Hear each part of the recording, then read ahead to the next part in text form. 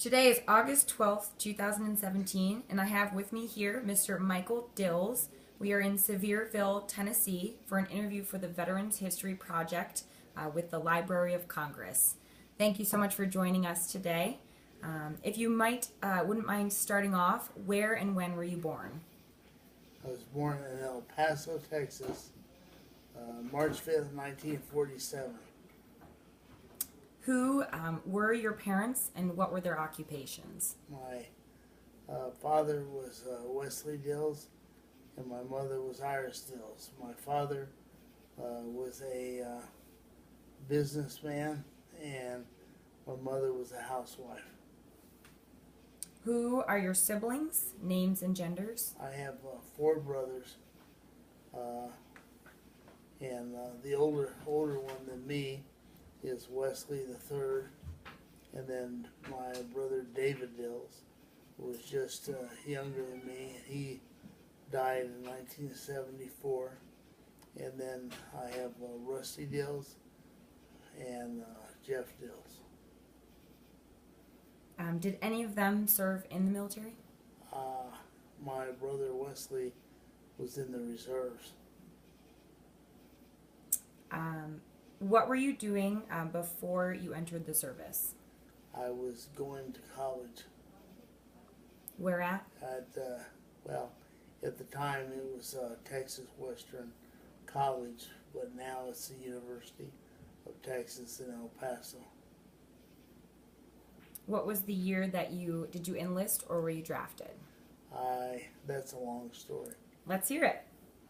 What happened was I was attending the university, and I was working 2 jobs, and I talked to a Air Force enlister person, and he assured me that he would pay for my college, give me a choice of colleges, and then I would go in the Air Force and eventually become a pilot.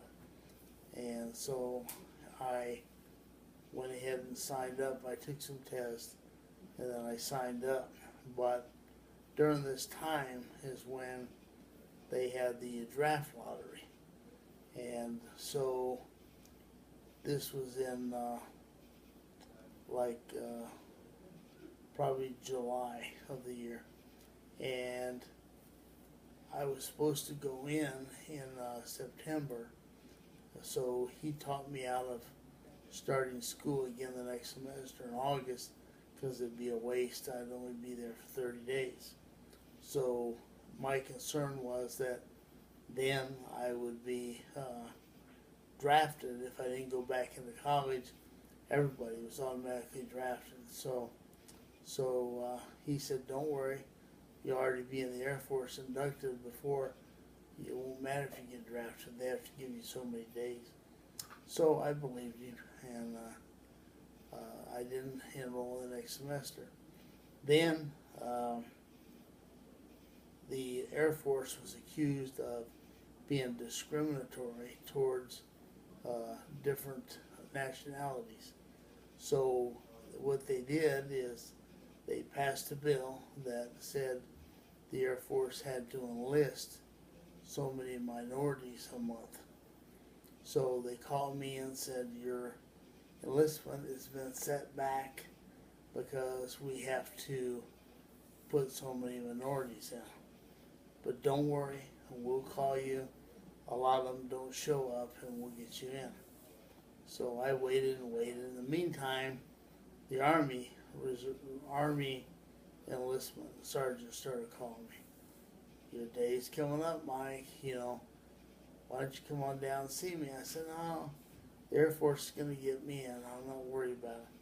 So then he kept getting closer, and a couple of times the Air Force did call.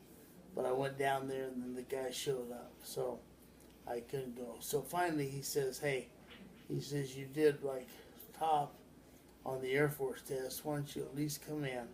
I've got a special program, and why don't you come in and take the officer training test at Fort Bliss, and at least have all your stuff ready in case things I said, all right. So I did that, and I scored real well on it. And so he got every day. I'd get home from work at 5:30, 5:45.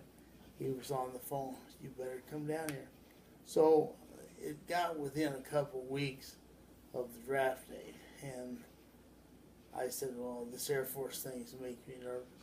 So he says, look, he says, I got 2 slots for the state of Texas for military intelligence. And you and a guy from San Antonio, Texas. And he said, if you want it, it's, a 4-year enlistment. But you won't ever have to worry about going to Vietnam because there's no intelligence people in Vietnam. I said, oh, that's good. So I went down and I signed up. And actually, I signed up with this other guy that he said we could go in on the buddy plan. At least we'd know one other person. The last time I saw him was when we signed up.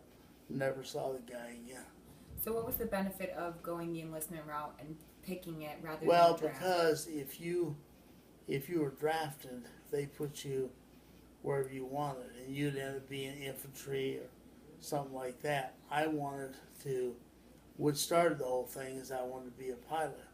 I wanted to fly, a jet fighter, and I wanted my college paid for the rest of it. So that's what started it, and then I was in the jackpot because now it's too late. Now you're going to get drafted if you don't enlist. So I enlisted, and they sent me to a special basic training in Fort Leonard Wood, Missouri, and I completed that and came home for Christmas, and then they sent me to Fort Devens for my intelligence training. And when was that? That was, well, I started there in January, and I was there. What year? Let's see, 67. Probably January of 67. And when did the basic training start? Well, actually, it could have been 66. So, yeah, it was probably 66. The basic training, started like in September, October. I finished it by Christmas, and then went into the advanced training, the intelligence training, and you're gonna laugh, Massachusetts, huh? But Fort Devens, outside of Boston, and so I was there for probably I don't know, a year, 18 months. What kind of skills did you learn there? Everything. I learned how to well, the first thing you had to do is in those days, they really didn't tell you the truth when you went in, and there wasn't all these attorneys and you sue them and you won't do this and that. Basically, you're in and that's it. So you better like it or lump it. So they basically, the first thing they did is you got to understand, they took all these people and told them they were going to be in intelligence. And the first thing they did is they put us in a barracks room, and you go in this room and it's got all these tables, and it's got a little machine that looks like an old-time typewriter, but it's really called a mill, M-I-L-L. And what it is, it's a typewriter with all caps. And up on a board hanging down from the ceiling is a keyboard to a typewriter or mill. And the sergeant comes in and he says, how many of you, there's probably, I'd say 30 to 40 people in this room. And he says, how many of you know how to type? And I did. I raised my hand. And probably, I'd say, less than half of them knew how to type. And so then he takes his pointer and goes A, B, C, D, all the way to Z. And he says, now everybody knows how to type. So you're all on an equal footing. About this time, all the ones that didn't know how to type were like, uh-oh, So then you start over the speaker is da-da, which is A. Everybody yells alpha. First time you don't yell, they physically have two people come in, grab you, and take you into the little office at the front of the room, and there is a lieutenant or a captain. They chew you up one side, down the other. They drag you back and throw you in your chair. Now, by this time, you're sitting there shaking. You make one more mistake, you're out of the program. Did you ever get dragged into that room? No. So they started on a Thursday. So between Thursday and Friday, they went through the whole alphabet. By the time the sun set Friday, there's like 15 people left in this room out of the 40 or 30 or 40 that were there. No break. The rest of them, they told us, if you get pulled out of the room, you're going to end up being a cook or something else for the next 4 years. So wham, out of the room. So then they told us on Monday when we come back, we're going to start, doing tapes where you have to really type from the tapes in this Morse code. So, well, there was one other guy named Will, and he seemed to be doing remarkably well. Like, he could do all the stuff. So I got with Will. I wanted to know his secret. I said, Will, let's go into Air, which is a little town outside of Fort Devens, and I'll buy you a bottle. And so, of course, we weren't even old enough to buy a bottle, but we went. How old were you? I was, I guess, 19. And so we went out, and we couldn't fool the liquor store people. So, but that same sergeant that was in the room came in there to get some liquor, and he graciously went in and bought us a bottle of tequila and a bottle of blackberry brandy, 2 bottles. And so between drinking all those, and what Will had done is Will did research on this program and knew somebody had been in the program, and so Will had gone to the library and rented a record with a code book and everything. He was good, and I thought, there is no way I'll be in here after Monday. I'm gone, But amazingly enough, Monday came, and my brain started working, and by the end of, I was only in there 10 days, and in 10 days, I was breaking any record they ever had for doing this. Even over Will? Yeah, everybody. And actually, I finished the 16-week course in 10 days. And for the next 15 weeks, all I had to do was bring the sergeant coffee. And then I could go sit in watch TV in the orderly room or whatever. I didn't have anybody to play with because they were all in school. Wow. But, so I did that. And then, supposedly, the top 10% of that class got to pick their eventual MOS. So MOS is military occupational status, like your job description. So I thought, can I have something to drink? My water. And so I thought that I had decided the MOS I wanted, and which was that time 05G, which is like telecommunications snooping. And the reason I picked that is because I heard that those guys are in all the embassies, and that they told me those guys have civilian clothes. They get an allowance for civilian clothes, and you're in an embassy, So I thought, okay, that's what I want to do.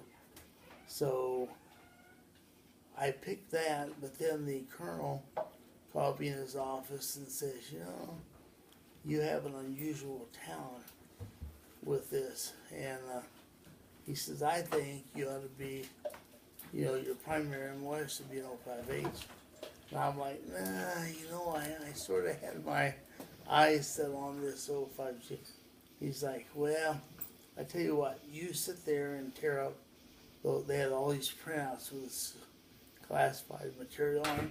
He says, you sit there and tear those papers for a couple hours.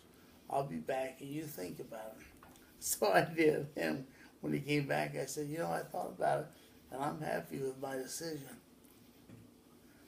What was the 05 one? What was that option? 05H. 05H. So then he said, okay, why don't you tear up some more paper and keep thinking about it. Anyway, it went on and on all day. And then finally he came back and he says, okay. He says, I was checking on a few things. And he says, we're willing to cross-train you in all 4 of the MOSs in the NSA. So I said, all right. Was that pretty common, or was that? No, probably very unusual. So then when the next school started, I went and again, I don't know why, I just did it really fast, and in 6 weeks, I was done with the second school. Now all this stuff's supposed to take, like half a year or 8 months, and I was through. I was working so fast that they had to take they used to have those old reel tapes. They had to take that and turn the speed up and distort the sound, and I could still, when they finished playing the tape, I could type a whole page of information that my brain had held that whole time. Oh my gosh. I mean, a whole page. So they said, all right, so now if you graduate from that class, then you get to pick your theater of operation in the world where you're going to go do this job. So I picked embassy duty in Morocco. I thought, that's me. That's got me written all over it. A nice suit, embassy duty and a little nightlife, and that's me. So I waited and waited, and here they came, and the day they're calling out the orders, and they're like, Dils, Okinawa. And I'm like, whoa, somebody's made him. So I waited till they finished. I went, and I said, you guys made a mistake here. I was going to Morocco. He says, well, you don't always get the exact place. You just get close to it. And I said, let me see. That's in Europe, and this is in the Far East. I mean, what the heck? I mean, this is Asia. He's like, well, that's just what you get. So I said, all right. So that was the third time actually, that what they said wasn't true. So I went home. They shipped me to Okinawa. While I was Okinawa, I worked in a top security, complex. I learned how to fly a single engine plane. I took karate lessons. I was there 6 months, and the CO called me in and says, how much vacation you want? How much leave?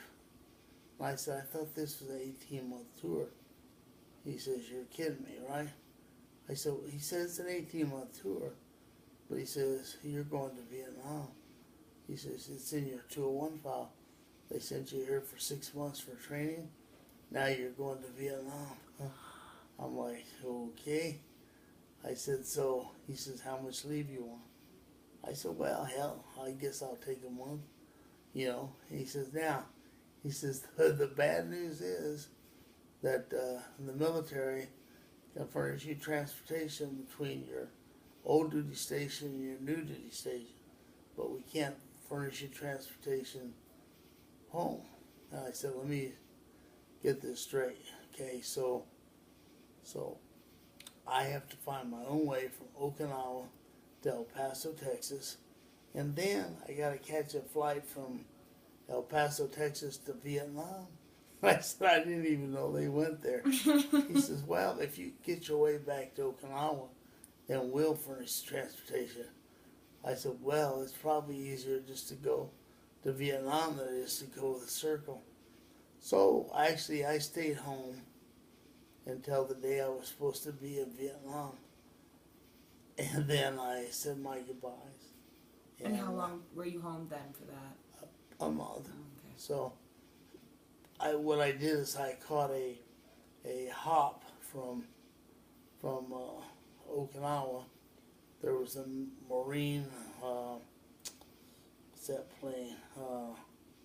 Anyway, there's a Marine plane with body bags on it. And after I sat in the Okinawa airport for a week, I took that hop on that plane, sat in a jump seat and flew to, I guess, Alaska. And there were body bags on the Yeah, plane? that's all from Vietnam. And so I was desperate for a flight, so I took. Did you get that for free? Yeah. So then that's how I got home.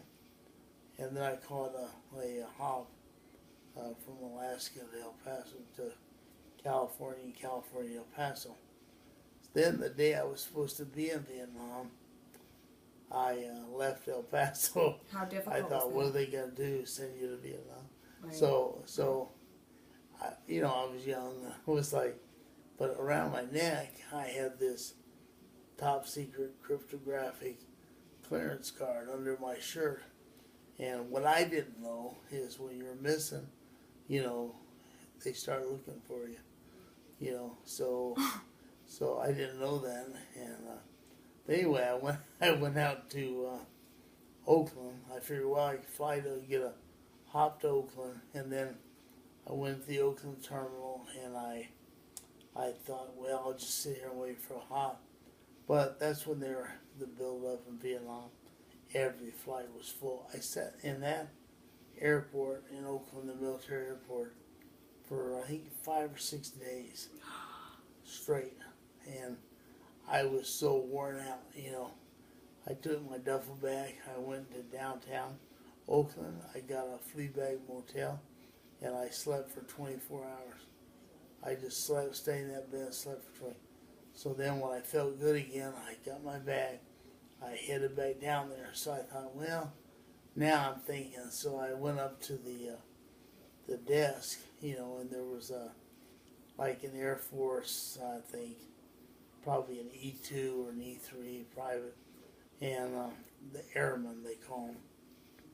And I said, hey, there's got to be some other way to, I don't mind paying if I need to.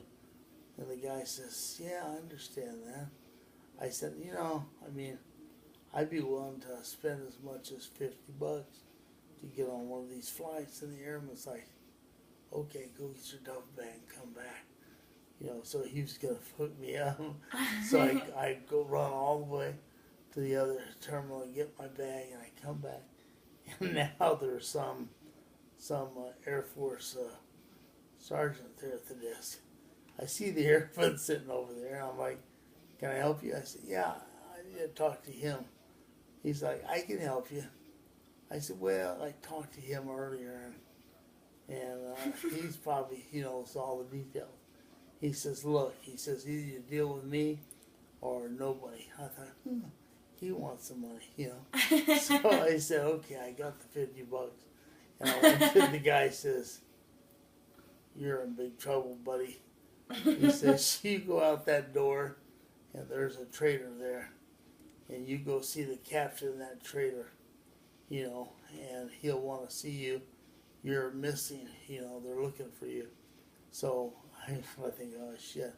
So I go out there, and the captain's not there, but his clerk guy's there. He says, look, it's no big deal. He says, this guy's going to chew you up one side, down the other, and then he's going to put you on a flyer.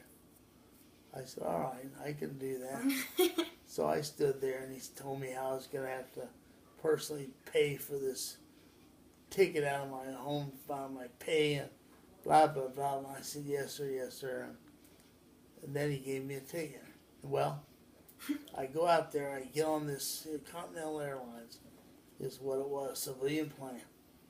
And on this plane, there's, I don't know how many seats are on, but it's a big jet. And there's me and one other enlisted guy, and the whole rest of the plane is second lieutenants, fresh out of OCS. What is OCS? It's officers training, and so brand new second lieutenants. And so we get on there, and they're all drinking. All the lieutenants, we can't drink, but all these officers, they're drinking, having a good old time. What's a long ways, from Oakland to Vietnam. And so we get, we're supposed to be landing at Vietnam. Well, because of the activity, I guess, down below with them trying to shoot you down, they fly real high. And then they get to a certain point, they sort of nosedive down to the airport. And then, but this time, they started nosediving and back up, circle around, back up, back up. Well, now a bunch of these lieutenants are throwing up all over the place. They're all sick, and I'm looking out the window. I'm thinking, I see like liquid fire all over the ground. I see all these bullets, and, artillery and mortars and rockets, and I mean, it's like, so this guy does this for like a half an hour, and finally he says, brace yourself for a rough landing. He says, our fuel is low, we have to go in. And he takes his nosedive. He's going down like this. He flattens out. He lands on the runway, reverses the jets, throws the brakes on. This plane, to a stop. The doors fly open, and everybody piles off the plane. Well, then there's this sergeant comes out there and says, everybody stay together, everybody stay together. Well, myself and this other guy, the other enlisted guy, all this crap's coming in, hitting the runway, and we take off and we run to where these sandbags are. And about that time, a 135 millimeter rocket comes in and bam, hurts some of the people, I don't know. So we stay there all night, and then in the morning, I figure, well, okay, this is in Ben Hoa Air Base in Vietnam. And so then in the morning we go to these barracks, and we're hanging out there with hundreds of other guys. And then all of a sudden they say formation, and they tell me and this other guy, you just stay here, you can get on the porch, but don't go to the assembly. So they take all these fresh troops that are there out of the barracks, and they, Johnson, okay, 1st Cavalry, they call out where you're, but I'm a clerk typist. Well, now you're an infantryman, and they're calling these people out, and the two of us are sitting on this porch thinking, wow, I'm glad we're not down there, so we sit there, and after everybody finishes and they tell everybody where they're going, then they come get us, and they say there's a deuce and a half truck that'll pick you up in a few minutes, which it did. And on this truck is a driver and a co-pilot. Co-pilot has a carbine. The driver has a sidearm of 45. And they put the two of us in the back of the steel-bedded deuce and a half with no cover on. And we drive from Ben Hoa to Saigon. We get close to Saigon. How far is that? I don't know, maybe an hour. And there's bullets ping, ping, ping, on the thing. So what I didn't realize is, and nobody realized is, I landed on January 30th of 1968, and that was the day the Tet Offensive started, when the North Vietnamese and the Viet Cong, that was their biggest offensive towards South Vietnam and the U.S. forces.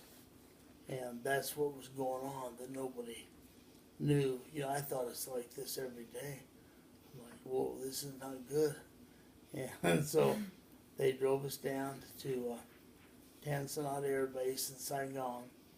And then I got on C-141, I believe. And, you know, basically they flew me to Fubai. And same thing, we landed in Fubai. Actually, the plane never stopped moving when we got off. And then I didn't know where to go. I mean, I'm going to the 8th RFS, but I don't know where the hell that is. And so I come off the runway, and there's these tremendous big tents. And I go in the tents, and it's on the front it says 5th Medevac. And inside this tent is, you know, people with their guts laying out, little kids with arms missing, all kinds of soldiers with legs missing, arms missing, you know, dead people. I mean, it's just unbelievable. I couldn't think of anything else. I said, can I borrow your phone? I thought, well, so sure enough, they had a field phone. They said, okay, who are you trying to reach? I said, they hate that. So I called the compound, and they sent a Jeep for me. And, you know, then I made it to my station. And which I was there, I mean, there's a lot more. I mean, you know, the day I arrived, what they had there was, they had these 100-yard long house trailers. And inside these 100-yard long house trailers were 2-man rooms that were maybe, I don't know, maybe 8 feet wide and 10 feet long. But because of the build-up, they had 4 men in each room instead of 2. The hallway was 3 feet wide. There was a room on each side. And so by the time I got there, it was getting dark, you know, and they assigned me to a room, and I go down, find my room, which my first room was at the trench end of the trailers. And I go in there, and sitting there, they have a little table, and the other 3 guys that are in the room are sitting there at the table. They got their flak vest on, they got, you know, their rifles leaning up against the wall. They're playing cards, they got their boots on, they got all their ammo belts, they got everything. And they're sitting there playing cards. Now, I'm emotionally and physically spent from this trip. I'm like, this is going to be hard. Because when you get there, there's so much, you know, shit blowing up that you don't know whether it's going out or coming in. You know, the ground's shaking, and you got no idea which is going which way. So as far as you're concerned, it's all coming in. So I asked these guys, I introduced myself, you know, and they're all, yeah, well, welcome, you know, to Vietnam. And so I think, well, guys, I'm tired. I'm going to turn in. They're like, really? I said, yeah. So now they had to put 4 men in these rooms, they were supposed to have the bed stacked. So they had 2 bunk beds, but they had all theirs on the ground. So I got my bunk and, you know, took my stuff, threw it on the floor, took off all my clothes, had my shorts, underwear and t-shirt on, crawled in bed, covered up, you know, and I'm laying there, and pretty soon one of them goes, well, I think I'm going to head to the trenches for the night, you know. And then a little bit later, the second one goes, telling the other guy, yeah, that last volley was too close. He says, I think I'm going to sleep in the trenches tonight. The other guy's like, yeah, I'll come with you. So they all leave. Now I'm in the room by myself. You know, I'm laying there, and I thought, well, if something happened, you know, I really wouldn't be prepared. So I get up, and I lay out my pants on the foot of the bed, lay out the shirt, stack the flak jacket, lay the rifle up there, put the boots, unlace the boots real good, and I get back in bed. I'm like, it wouldn't be that stupid to sleep in pants, just in case. It'd be like, so I put the pants on, and I actually had my boots sitting there and my flight jacket. And the next thing I know, I wake up, I'm outside running into the trench, the entrance to the trench. I got my helmet on, my flight jacket on, my shirt's not buckling, but my shoes are on, my boots are on. They're not laced up, but they're on, and I'm running into the trench. So what happened is somebody blew up the whole trailer, and when they did, in between these trailers are blast walls. The blast walls are 6 foot high. And I showed Cheryl a picture of me standing by the blast wall. But what we used to do for exercise is kick the top of the blast wall with our boots. We do that for exercise. But this trailer was hit by a couple of mortars, and the whole thing burned up. But I was in the trench. I don't have any idea to this day. There's no, not many things missing in my life, but I don't know how I got up out of the bed, slipped the boots on, slipped the flight jacket, grabbed the rifle, put the helmet on, and got outside. You have no recollection. But I was like 2 feet from the entrance when I got out there. And so anyway, then I had a talk with myself, and I said, I don't want to be like these guys. I'm not going to live like this every night. I'm not going to worry about it. So anyway, this other guy that I became friends with, his name was Mario Jaramillo from San Antonio, Texas. And Mario and me, we had an understanding. So we got a room at the front end of the trailers. Now, nobody wanted that end because then you had to do a 100-yard dash down the hallway behind everybody else to get out of the building if the rounds came in.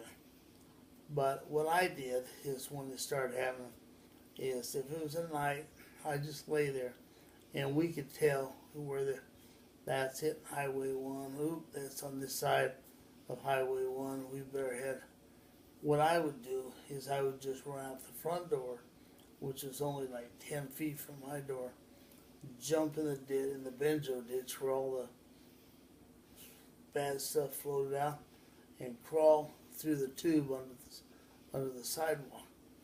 And I was just sitting there until it was over, and then I'd go in and take a shower, a cold shower. So that way I didn't have to worry about. How many times did you do that? Fucking lots. Lots. No. So lots. But now if we wanted, we had a PX on our post, but had absolutely nothing. Zero on the shelves. If they ever had a little bit of stuff come in, within 15 minutes everything was gone. So the only way that we had, if I wanted to go to the PX. What's the PX? Like Target. Okay. That's where everybody buys everything. Okay. Cigarettes, snacks. Movie cameras, watches, snacks, whatever. So if I wanted to go there, I would throw my rifle on my shoulder, and it's a 5-mile walk, and I would just go by myself. If nobody wanted to come, I'd put my stuff on and just hike over there. And the Marine PX, the 5th Marine Division, it was like Walmart.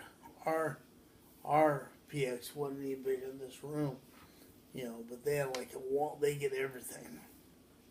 So whoever's taking care of them was taking good care of them. And then, for a long time, my parents I'd have them send me cans of the chopped chilies, because all they had there for breakfast was like powdered eggs. And so I would take the green chilies and mix them in the powdered eggs. But for a long time, I thought they were burning the eggs, you know. But one time we were behind the mess hall, and they had the new buckets of powdered eggs, and we opened them to look at them, and they had cockroaches in them. And I'm like, Oh. those black dots aren't eggs, they're cockroaches. Ew. So after that, we found, well, we had this, we also worked at Camp Eagle, the 101st Airborne, and this guy named Parker was the commissary guy, and they had all these big food lockers that had locked, you know, with a big padlock, and Parker's the one that was in charge of that. So I found out I could buy steaks from Parker. He would take him out of that. So I already owned, you know, one of those little bitty refrigerators. I paid $400 for a half share in it. So a guy was leaving when I got there, and I gave him $400 cash for his half of this little refrigerator. So we had that, and then I think I paid $300 for a hot plate. Some other guy was leaving, and I got the hot plate for $300. So every day I'd eat, well, every day I was there, I would eat a steak, like a T-bone steak or a sirloin steak, and all the spice I could get was salt and garlic powder. So I'd sprinkle salt and garlic powder on. And to this day, if I eat garlic powder, it gives me the shits. You know, I can't eat garlic powder. I can't eat garlic powder ever again. So, because I eat so much of it. How long were you there? A year. So 365 days of garlic powder did it. Well, about 13 months. So, and so I tried to go on R&R, which is rest and something. You know, you get one of those, and when I was there, but we got sort of tied up, and so I didn't get to go till I was there 11 months. And by the time I went to R&R, they had already talked me into doing another 6-month tour there. And but I went to Australia on R&R. I slept for a couple of days, ate some good food, laid on Bondi Beach, you know, which happened to be a topless beach and still is. But, you know, I said, you know, this is life. And I went back and I said, I told the CO, I said, you know, I said, you can lock me up, throw away the key, put me in the stock, whatever you want to do. But I'm going home. I'm not staying here. I'm going home. And he says, that's good. You've done a good job. And he says, I want you to train these guys. And so. If you wouldn't mind me asking, what were your duties while you were there? Staying alive. No, I did all kinds of stuff. All intelligence related, eavesdropping, and staying alive. So all kinds of subversive stuff that even today worries you when you think about it. But what was the hardest part? Well, you know, I mean, when you're there, you know, and I never did freak out. I never got to where I slept in the trenches all night. I never did that after seeing those guys there for a year, and I just couldn't do that. So the hardest part was looking at your friends dying, and, you know, the whole time I was there, we were surrounded by like 100,000 Viet Cong the whole time I was there. So there's no safe place. There was no place where you could just go to sleep, get a good night's sleep. There was no time that you were safe ever. And it's hard for people that haven't been in it. You know, you don't wish people be in that situation, but you just can't understand if you, for a year, basically you work 24/7. You always hear now people, yeah, I'm working 24/7. Well, they have no idea what 24/7 is.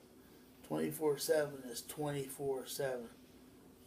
On, off, there's no solid sleep, no time when something isn't exploding, no time when, people aren't pacing off the friendlies that you're paying to do your laundry on post or counting 1, 2, 3. They're trying to they can sell the coordinates to your barracks, to the Viet Cong. So you see them out there pacing off how far it is from this point to that point. I mean, there's no safe time. And I'd venture to say that most young people today, there's no way they'd last a year not ever having a time where they could relax. And you couldn't, you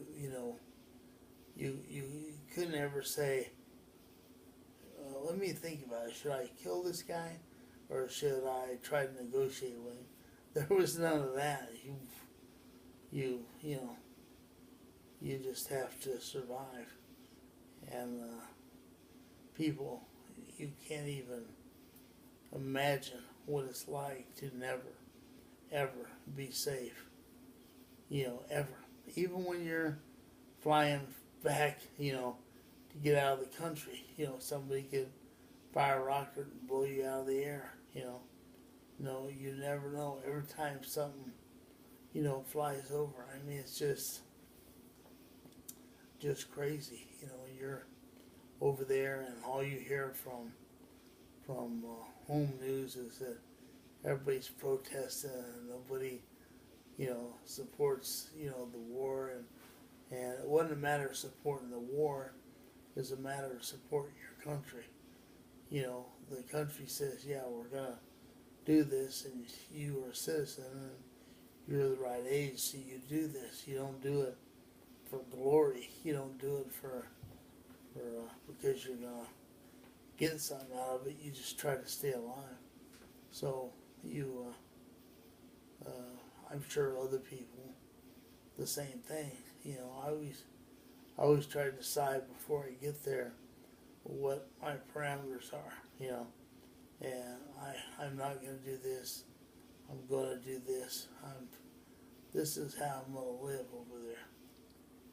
And that's what you do. And then when you come back and look back and see how many people didn't come back, and you did, you lived through it, then you can be happy that you lived through it. But no way, no movie, no story, well, there is nothing that will let people know the real feeling that you might have when, you're being hunted, just like, like an animal or anything else. Did you have any type of, special lucky charm or something that kept you, motivated or kept going? I had my, let me see, when I was probably in grade school, my grandmother gave me a little Bible. And,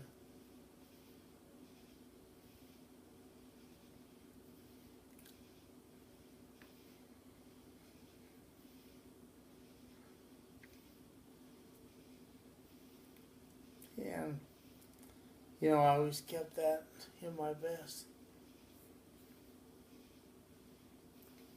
Were you able to stay in contact then with your family while you were there, letter writing? Well, the thing is, what I used to do is I would write letters, and then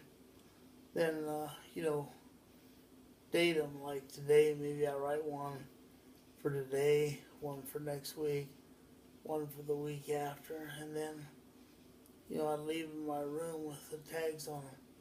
And so if I didn't come back, they could, Wow.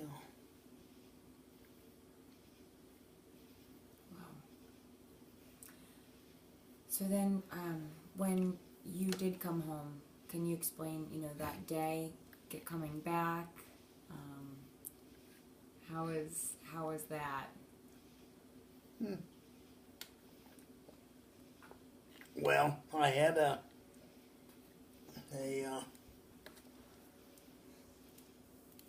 rocket that,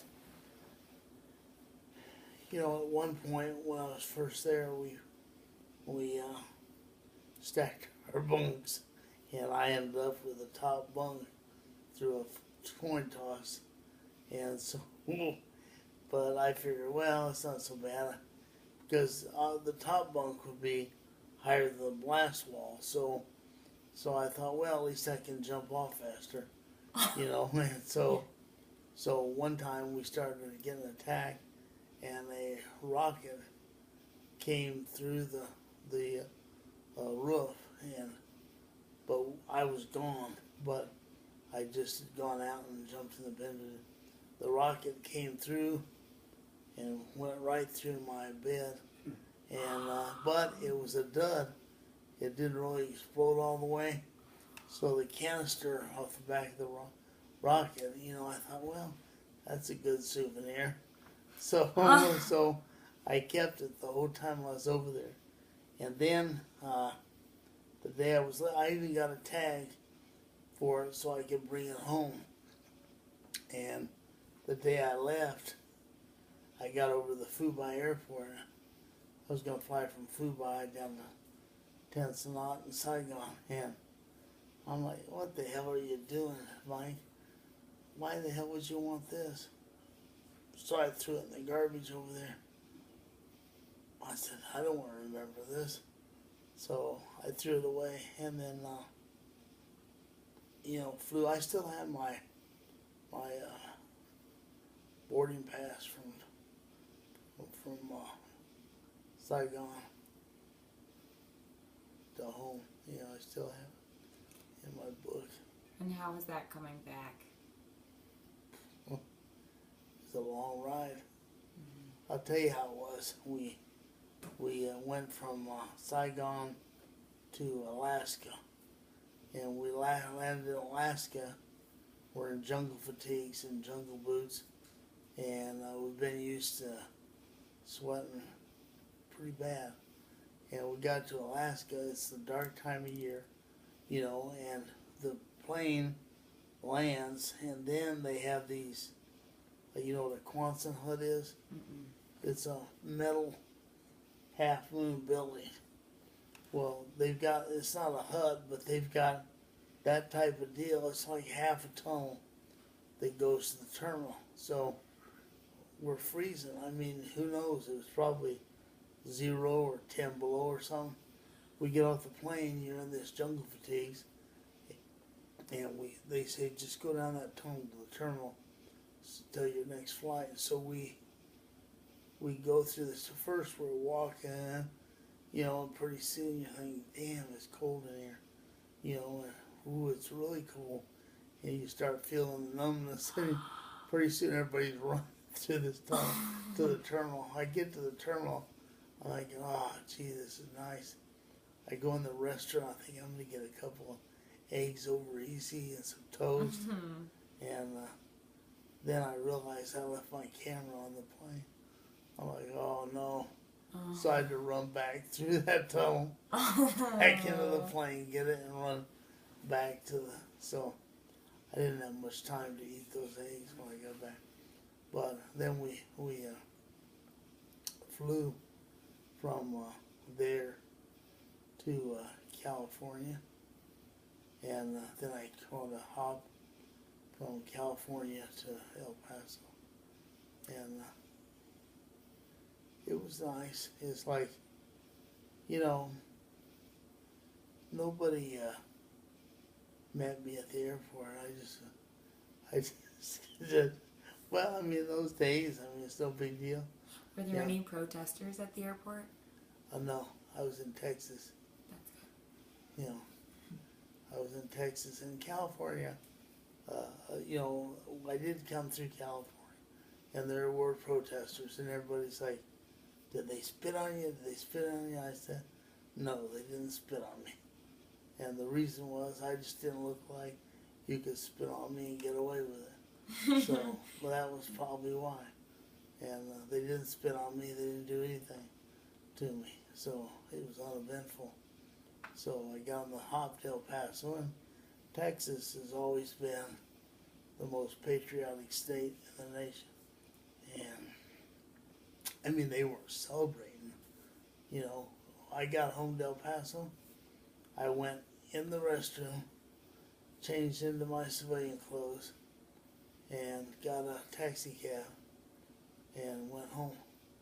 My parents were on, my whole family was on a camping trip, and their young maid was there. They had a maid's room, and so off the laundry room, and so I went in, I took a shower, you know, and then I couldn't find my shirts, so I thought, well, maybe they stored them in the maid's room. I didn't even know they had a maid. And I went in there and threw the door open, and she was standing there naked. Oh, no. Like, how embarrassing. You know, she was speaking English. Oh, no. I'm like, well, so I thought, oh, this is going to be a good story. So then my parents got home from their camping trip, and everybody was happy. You know, my mom took me to the airport when I left, and she was quite sad, but I didn't know why for many years. But she read palms, and she said my palm said that I was going to die in a foreign country. But wow. But she read it again, and she said, I can tell you now because it's changed. You know, you're I don't know how that happens, but she said, it's changed, you know, and you're not going to die in a foreign country. She says, that's why I was so sad when you left. But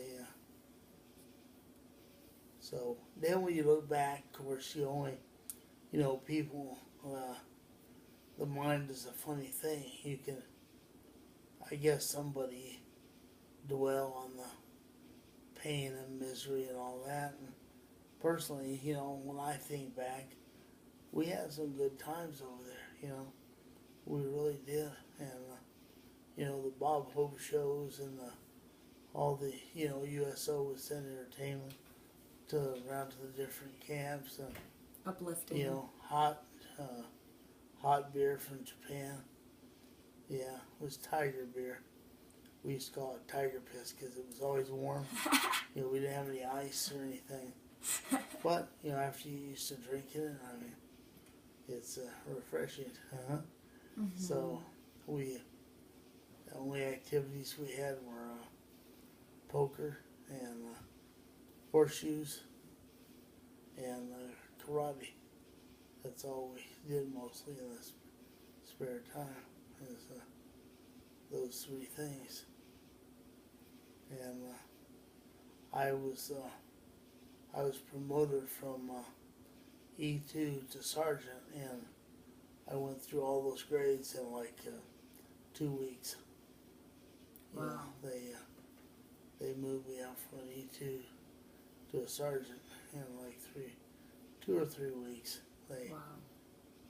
Which is unusual, but I got to run the operations building before I discovered the first. This probably doesn't mean anything to you, but they have hand keys for Morse code. Then they have electric devices which are called printers, and like the United Press, and they send a real high-speed signal. And I discovered the first enemy printer over there, and I pinpointed where it was.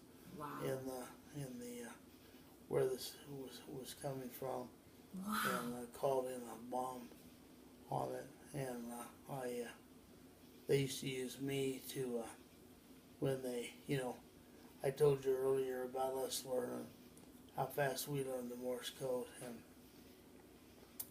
the Vietnamese, it would take them a year to even be, and then it was terrible. It sounded like scratching. It was so bad.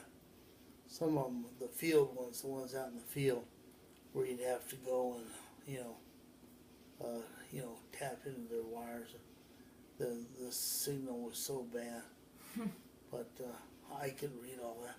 Wow. And it's like, but it was an experience. You meet a lot of nice people, and some not so nice. But I didn't. When I got over there, the CEO of the company just died because he got blown up because he stopped to put his boots on instead of just getting out of the building. And so that's why I decided I wouldn't.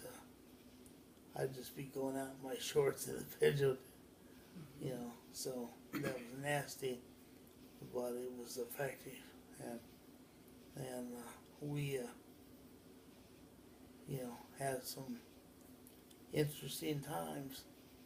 Did you get any special awards or medals or? Well, just regular. I got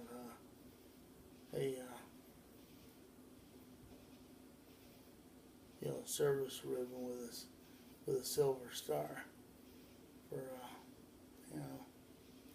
for being stupid going over there. I did get that, but I had a lot of. I still now. I'm getting old. The marks are showing up, but I got a lot of wounding.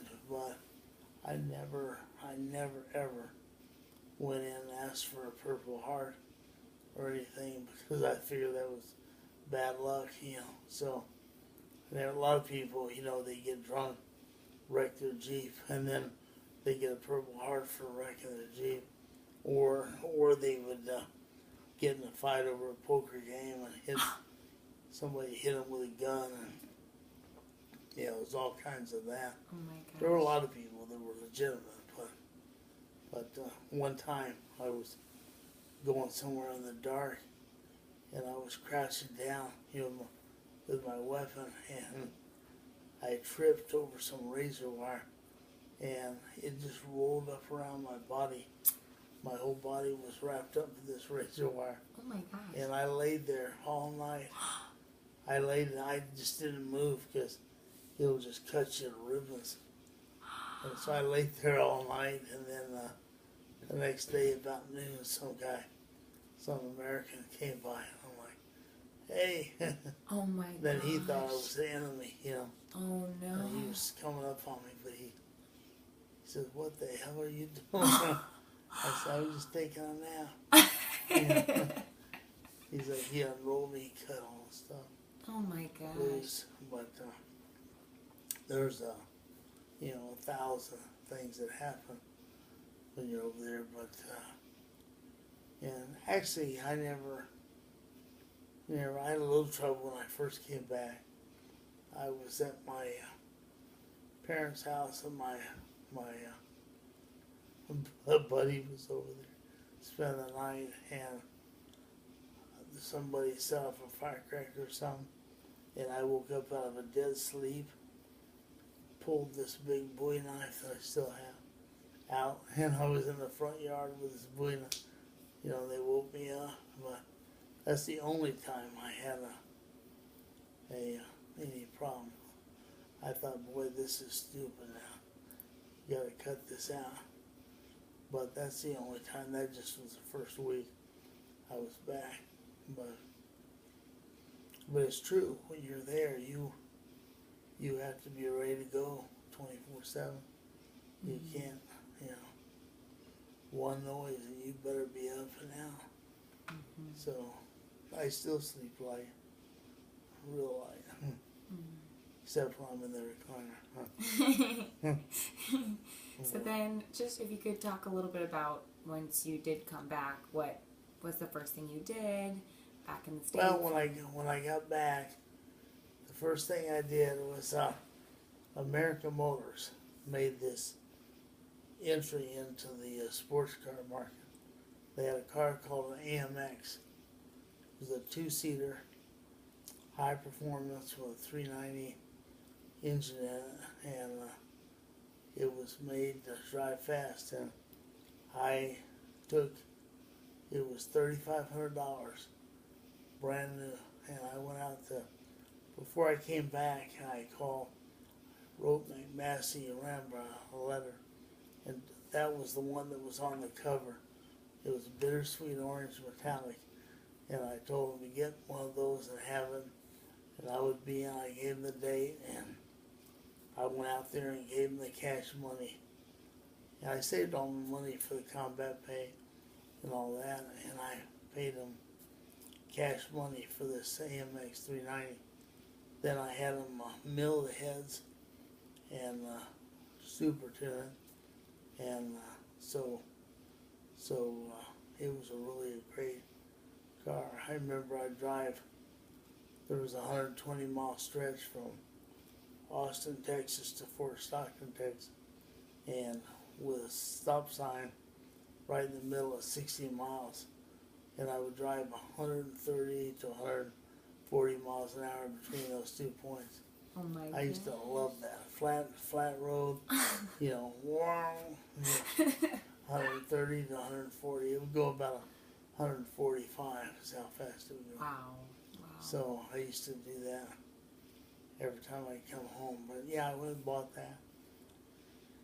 And then I went to Fort Hood, Texas, is where I came back from. And while I was at Fort Hood, we had a company of a bunch of intelligence people with nothing to do. And so we just basically, we had in our motor pool, we had APCs and Jeeps, and these APCs are tracks, but they didn't have any equipment in them. They might have a bunch of electronic gear, but they didn't in these because they were just stuff to practice in. So our job that we had was to mess with everybody else on the post. I think that's the largest post in the United States.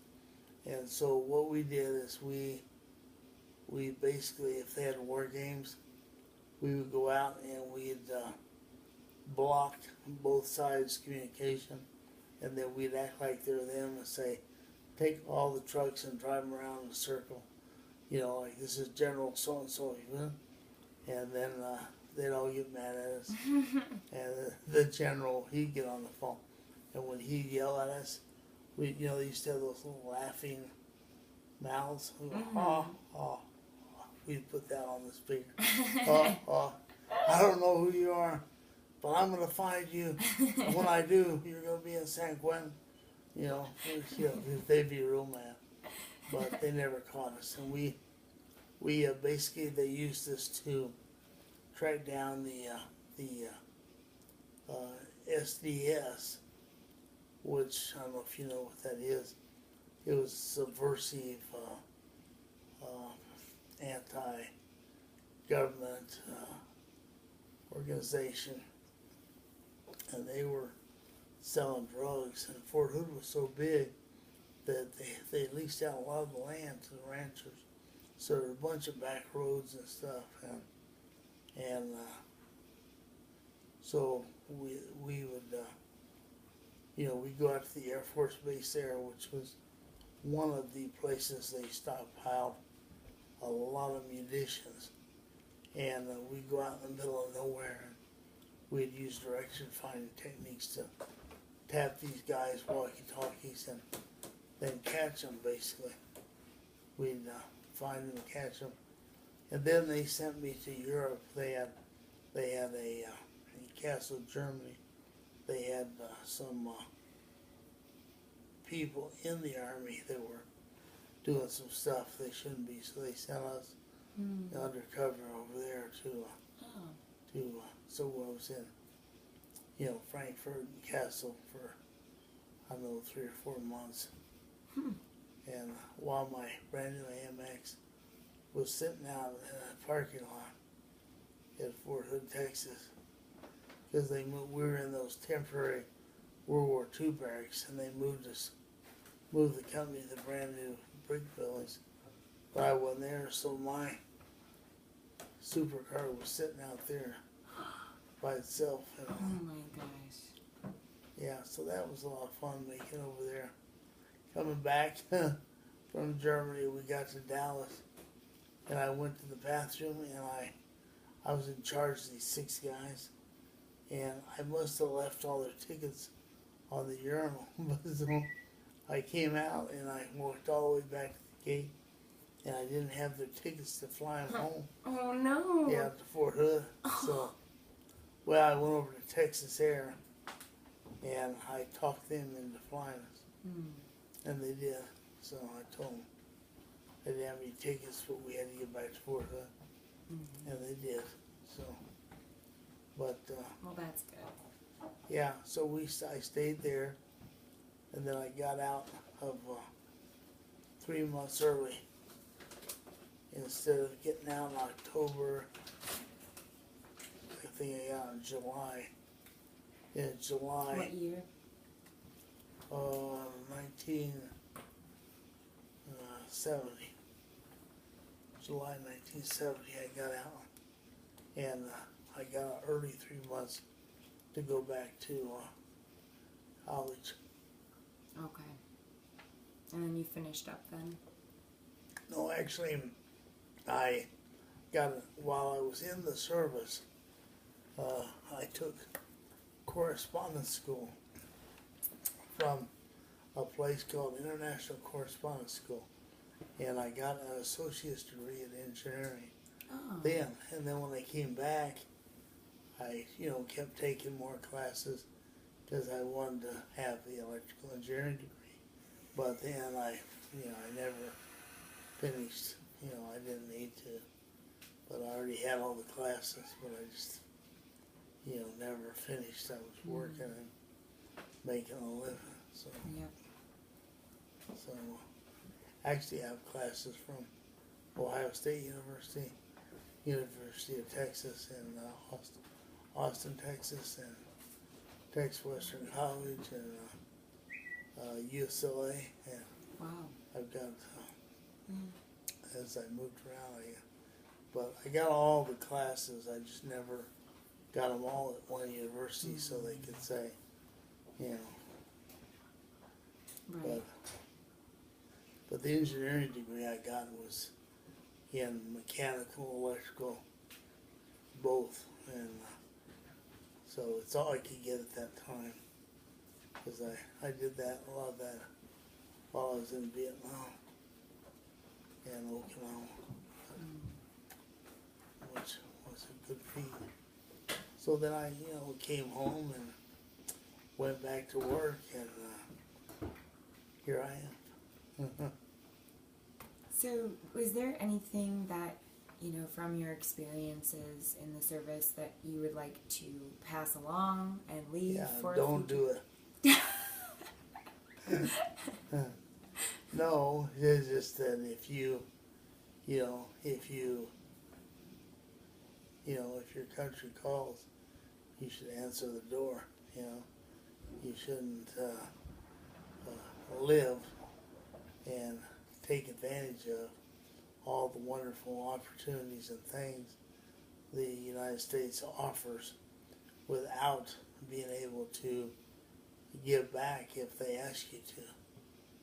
And that's, I know nowadays it's a lot different because all the young people play computer games and they spill guts on the screen, and and I think that's part of the problem, all the PTSD of all these soldiers that come back, because on the TV screen it looks real easy to blow people up and blood splatters and they shoot you and you get back up and play the next game, and then they go to battle, and it's not quite as glorious as they thought when the real bullets and people are shooting back and blowing limbs off of you and your friends, and it's not quite as pretty. So what I would say is these politicians don't just visit the country with 1,000,000 soldiers around to protect you on a safe day. You know, go out there, go out with the teams that are being shot at, get the feeling, see what it feels like, then vote for whether we should send troops or not send troops. You know, I mean, there's times when the only reason we have freedom is because we fight for that freedom. Just like if you want to go to one show and I want to go to the other, we're going to fight it out, you know, and somebody is going to win. Well, this is just on a grander scale. But the thing I'm saying is that today's technology is not necessary to make everybody else's country just like your country, because it'll never happen. And to waste bodies and ruin families over some grand idea that everybody should be free, you know, is wrong. You know, because the people that are making those decisions are rarely the people that actually have to be there to enforce those decisions. And as time goes on, there's less and less people in Congress, less of a chance that any president is going to be somebody that had that military experience. And so without that personal experience, it's hard to make those good decisions like they're your own family members. And so I would say people need to, but, you know, if you have to do it, you know, don't hesitate, because the way the world is now, it's a dangerous place. And if we don't protect ourselves, you know, we too will be a third world country. We too will be infested with, you know, the wrong kind of ideas. So, but that's, you know, for all the young people to worry about, because, you know, I'm old enough where it probably won't change in my lifetime, but it will for your lifetime and your kids. And so everybody says protect it with your life, and you better mean it, because if it's not your family, it's your country. And